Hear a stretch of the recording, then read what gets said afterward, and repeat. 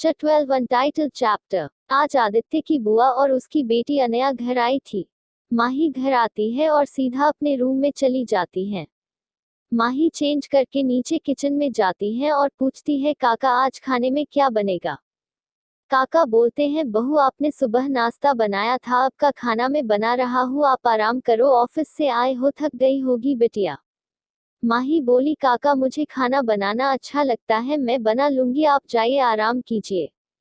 माही जिद करने लगी। काका ने उसकी बात मान के वहां से चले गए। माही ने पूरा खाना बनाया। आदित्य भी घर आ गया था। सब डिनिंग टेबल पर खाने के लिए बैठे थे। माही खाना टेबल पर लगा रही थी। दादी बोली, बेटा तुमने खाना क्यों बनाया। काका कहा है। दादी मैंने ही उन्हें बोला था। तभी बुआ और उनकी बेटी और साथ में समायरा आ रहे थे। बुआ को समायरा ने सब बता दिया था, आदित्य की शादी से लेकर आज की बातें। लेकिन बुआ ऐसा प्रेटिट कर रही थी जैसे उन्हें पता ही नहीं कुछ भी। माही किचन की तरफ जा रही थी कि बुआ ने जान के टक्कर मारी। माही के हाथ से प्लेट बुआ के ऊपर गिरी। बुआ चिल्लाई, यू इडियट, तुम्हें दिखाई नहीं देता, अंधी हो गया, और एक चाटा माही के मारा। सब देखते रह गए कि हुआ क्या। अब आगे। आदित्य उस टाइम पर नीचे ही आ रहा था। आदित्य चिल्लाया, बुआ जी ये क्या बदतमीजी है। बेटा तुम्हें नहीं पता, इस नौकरानी ने मेरे कपड़ों पर जान के खाने की प्लेट गिरा दी। मैं बस इसे इसकी औकात दिखा रही हूँ। अन्या अपनी माँ पर गुस्सा होते हुए बोली। माँ फिर भी आपको चाटा नहीं मारना चाहिए था। मैं माफी मांगती हूँ अपनी मोम की तरफ से। माही कुछ नहीं बोली, उसने अपनी गर्दन नीचे की हुई थी। उसकी आंखों में आंसू थे। आदित्य बोला, जिस पर आपने हाथ उठाया वो मेरी बीवी है। माही ने नजरें उठाकर देखा। समायरा के फेस से स्माइल गायब हो गई। अन्या ने गुस्सा करते हुए कहा, भाई आपने शादी कर ली। पीहू ने हाँ में गर्दन हिलाई। आदित्य ने बोला, बुआ जी आप बस यहाँ रख, मेहमान हो तो मेहमानों की तरह रहो। आदित्य की माँ बोली, बेटा वो इस घर की बेटी है, ऐसे बात नहीं करते। माँ इन्हें समझा दो कि घर में दोबारा ऐसा कुछ ना करे, वरना ये अपने घर जा सकती है। जानवी का मुंह बन गया। उस गुस्सा तो बहुत आ रहा था, लेकिन आदित्य के सामने कुछ बोल नहीं सकती थी। अगर वो कुछ भी बोलती तो उसको यहाँ से सच में जाना पड़ जाता। समायरा ने आंखों से इशारा किया तो बुआ जी ने ड्रामा करते हुए बोला, माँ मेरी शादी क्या हो गई, आपने तो मुझे पराया कर दिया। पीहू तो मन ही मन हंस रही थी क्योंकि उसकी बुआ आदित्य के काबू में ही आती थी। दादी बोली, जनवी तुमने अच्छा नहीं किया, बहू पर हाथ उठाकर, उसने जानकर कुछ नहीं किया। आदित्य बोला, बुआ माफी मांगो। बुआ गुस्से में बोली, मैं कोई माफी नहीं मांगूंगी। माही बीच में बोली, कोई नहीं, बुआ जी ने जानकर तो कुछ नहीं किया। बुआ जी का मुंह बन गया। उन्होंने मन ही मन बोला, माही तेरी वजह से ये सब हुआ है, तू बस देखती जा मैं क्या करती हूँ। दादी की आवाज आई, सब डिनिंग टेबल पर जाओ और खाना खा लो। आदित्य ने माही को देखा तो उसके गाल पर चाटे के निशान थे। माही सबको खाना सर्व कर रही थी। दादी बोली, बेटा तुमने सुबह भी नाश्ता नहीं किया, आओ बैठो हमारे साथ ही खाना खा लो। माही आदित्य के पास ना बैठ के दादी के साइड में बैठ गई। आदित्य सब समझ रहा था कि माही उससे नाराज है। आदित्य और माही के बीच में शादी के बाद कोई कन्वर्सेशन ठीक से हुई ही नहीं। आदित्य माही एक दूसरे को है जानना चाहते थे, लेकिन समावरा उनके बीच में आ गई। सब बनते बनते बिगड़ गया। माही ने आदित्य को इग्नोर करना स्टार्ट कर दिया था। सबने शांति के साथ खाना खाया और अपने अपने रूम में जाने लगे। आदित्य ने सबको रोका और बोला, आप सब कुछ बात करनी है। सब हॉल में आके बैठे। इतने में जोसेफ भी आ गया था। माही ने बोला, भैया आपने खाना खाया। जोसेफ ने माही को देखा और बोला, नो मैम। तो आइए मैं आपके लिए खाना डाल देती हूँ, और मुझे मैम मत बोला करो, आप मुझे मेरे नाम से बुलाया करो। जोसेफ बोला, आप मेरे सर की वाइफ हो। आदित्य ये सुन रहा था। माही बोली, मैं आपको बोल रही हूँ आप मुझे नाम से बुलाया करो। जोसेफ ने आदित्य की तरफ देखा तो आदित्य ने अपनी पलकें झपका दी। ठीक है, मैं तुम्हें अब से नाम से बुलाऊंगा, माही मुस्कुराई और जोसेफ भी खाना खाने लगा।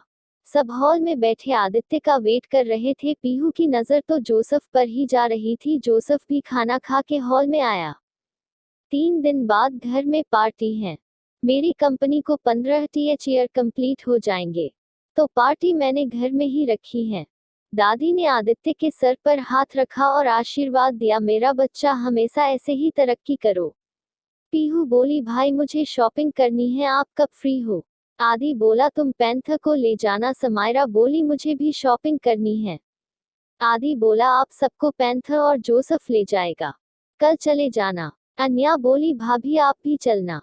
माही बोली, दी मुझे कुछ नहीं चाहिए, आप सब जाइए, मुझे कल ऑफिस में बहुत काम है। आदि कुछ नहीं बोला। माही किचन की तरफ निकल गई, उसने सारा सामान समेटा और रूम में चली गई। किसी ने भी माही की बात को माइंड नहीं किया, क्योंकि वो पहले से ही आदित्य की कंपनी में काम करती थी। माही ने कल की तरह अपने बिस्तर नीचे बिछाए और सो गई। आदि सबके साथ बात कर रहा था। सब अपने अपने रूम में गए, काफी लेट हो गया था। आदि रूम में आया और उसने देखा वो आज फिर से नीचे सोई है। माही गहरी नींद में चली गई थी। आदि ने साइड ड्रॉ से एक ऑइंटमेंट निकाला और हल्के हाथ से माही के गाल पर लगा रहा था। उसे बुआ पर बहुत गुस्सा आ रहा था, और माही पर भी, क्योंकि उसने अपने लिए स्टैंड नहीं लिया। एक बार स्टैंड तो लेती, फिर आदित्य खुद संभाल लेता सब, चाहे बुआ को घर से बाहर है क्यों ना निकालना पड़ता। माही नींद में कुनमुहा रही थी। आदि ने उसके फोरहेड पर किस किया और गोद में उठाया और बेड पे अपने साथ लिटाया। उसे बाहों में भर कर सो गया। इधर समायरा और बुआ जी माही को परेशान करने का कोई प्लान सोच रहे थे। पीहू भी अपने रूम में लेटी हुई जोसेफ के बारे में सोच रही थी। वो बेड से उठी और जोसेफ के रूम को नॉक किया। जोसेफ ने डोर ओपन किया। बोल, क्या है? अब मेरे पास आपका नंबर नहीं है, मुझे आपसे बात करनी हुई तो मैं कैसे करूंगी? जोसेफ बोला, मेरे पास टाइम नहीं होता बात करने का। मुझे नहीं पता, मुझे आपका नंबर चाहिए। पीहू ने बोला। जोसेफ ने उसे अपना नंबर दिया और बोला, अब जाओ। पीहू बोली, इधर आओ, जोसेफ ने कहा। क्यों? अरे आओ तो सही। जोसेफ नीचे झुका तो पीहू जोसेफ के गाल पर किस करके भाग गई। जोसेफ बोला, सिल्ली गिल, तुम नहीं सुधरोगी। वो भी अपने रूम में आ गया और सीधा बेड पर गिर गया। जोसेफ का फोन वाइब्रेट हुआ तो उसने फोन में देखा एक अननोन नंबर से मैसेज था। ये मेरा नंबर है, आप भी सेव कर लो। Good night and I love you with lots of hearty. Joseph ने मैसेज रेड किया और उसके फेस पर ना चाहते हुए भी स्माइल आ गई। उसने पीहू का नंबर सिल्ली गिल के नाम से सेव किया और फोन साइड रख वो सो गया। CH13 आदित्य का माही को किस करना। जोसेफ बोला, मेरे पास टाइम नहीं होता बात करने का। मुझे नहीं पता, मुझे आपका नंबर चाहिए। पीहू ने बोला। जोसेफ ने उसे अपना नंबर दिया और बोला, अब जाओ। पीहू बोली, इधर आओ, जोसेफ ने कहा। क्यों? अरे आओ तो सही। जोसेफ नीचे झुका तो पीहू जोसेफ के गाल पर किस करके भाग गई। जोसेफ बोला, सिल्ली गिल, तुम नहीं सुधरोगी। वो भी अपने रूम में आ गया और सीधा बेड पर गिर गया। जोसेफ का फोन वाइब्रेट हुआ तो उसने फोन में देखा एक अननोन नंबर से मैसेज था। ये मेरा नंबर है, आप भी सेव कर लो। Good night and I love you with lots of hearty. Joseph ने मैसेज रेड किया और उसके फेस पर ना चाहते हुए भी स्माइल आ गई। उसने पीहू का नंबर सिल्ली गिल के नाम से सेव किया और फोन साइड रख वो सो गया। अब आगे। नेक्स्ट डे, माही की आंखें खुली, उसने फिर से खुद को आदि की बाहों में पाया। माही आदित्य को समझ नहीं पा रही थी कि वो चाहता क्या है। वो उसे दुखी भी करता है लेकिन उसके लिए लड़ता भी है। वो उठी और वॉशरूम की तरफ गई। आज उसने ग्रीन कलर का फ्रॉक सूट पहना था। उसके बाल गीले थी, बालों में से पानी टपक उसकी कमर में बूंदे गिर रही थी। आदित्य की आंखें खुली हुई थी। माही को इस बारे में पता है नहीं था कि दो आंखें उसे देख रही थी। माही मिरर के सामने अपने बालों को ड्रायर कर रही थी। आदित्य बस उसकी गोरी कमर को ही देखे जा रहा था। माही अपनी मांग में सिंदूर लगाती है लेकिन सिंदूर को वह ऐसे लगाती है ताकि किसी को दिखे नहीं। माथे पर छोटी सी बिंदी और होठों पर लिपस्टिक, वो इतनी प्यारी लग रही थी। माही की नजर मिरर से आदित्य की तरफ जाती है। आदित्य एकदम से अपनी आंखें बंद कर लेता है। माही कोलगा जैसे आदित्य उसे देख रहा था लेकिन उसकी आंखें बंद थी, वो अभी सो रहा है। माही अपना दुपट्टा गले में डालती है और ऑफिस बैग ले निकल जाती है। आदित्य सोचता है ये आज इतनी जल्दी ऑफिस क्यों जा रही है। बात तो ये थी कि माही का आज बर्थडे है। वो अपने बर्थडे पर मंदिर जाती थी और गरीब बच्चों को खाना जरूर खिलाती थी और अपने फैमिली के साथ अपना बर्थडे सेलिब्रेट करती थी। उसे आज अपनी फैमिली की बहुत याद आ रही थी।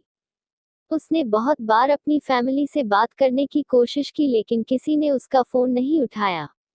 उसे सबकी बहुत याद आती है। माही रूम से निकल गई और उसे हॉल में दादी दिखी। उसने दादी का आशीर्वाद लिया और निकल गई। आदित्य भी उठा। उसने सोच लिया था कि वो पार्टी में माही को सब सच बता देगा।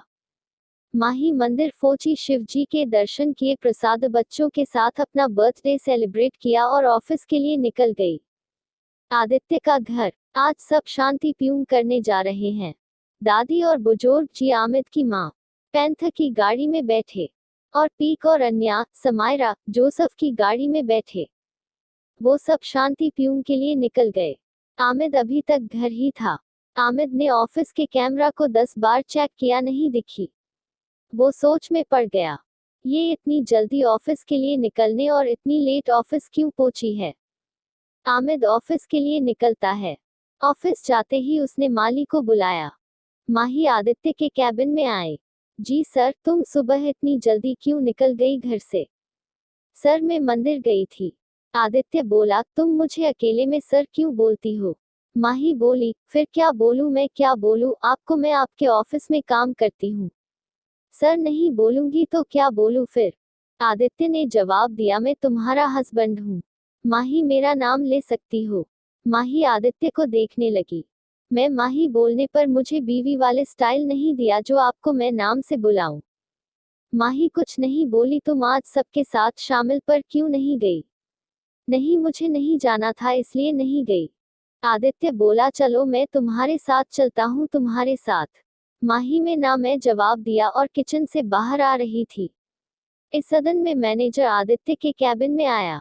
आदित्य ने अंदर बुलाया। सर कंपनी में सबको आपके घर का आईडी मैसेज कर दिया। आइए बोल, तुम में मुझे क्यों बता रहे हो। सॉरी सर बोल के और जाने लगा। तभी मैनेजर में माही को देख और बोला, हैप्पी बर्थडे मैम। आदित्य ने जैसे ही ये सुना, उसने माही को देखा। मुझे अपनी ही बीवी का बर्थडे किसी और से मुंह से पता चल रहा है। माही ने थंकू किया और बोली, आप कैसे पता। मैम मेरे पास सभी ऐप्स के डॉक्स सेव होते हैं। मैनेजर बोल के निकल जाता है। माही भी जाने लगती है। आदित्य उसका हाथ पकड़ लेता है और अपनी तरफ खींचता है। माही उसके सीने से लग जाती है और देखने लगती है। आज तुम्हारा बर्थडे है, तुमने मुझे क्यों नहीं बताया। आदित्य बोलता, माही ने जन्म दिया, आपको किस तरह से बताती, आप मुझे पत्नी भी नहीं मानते। आदित्य ने माही की चिन के ऊपर उठाई और बोला, ऐसा तुमसे लगता है तुम माही के बीते हैं, आप ऐसा दिमाग में बिल्कुल न बता। माही बस आदित्य को देखे जा रही थी।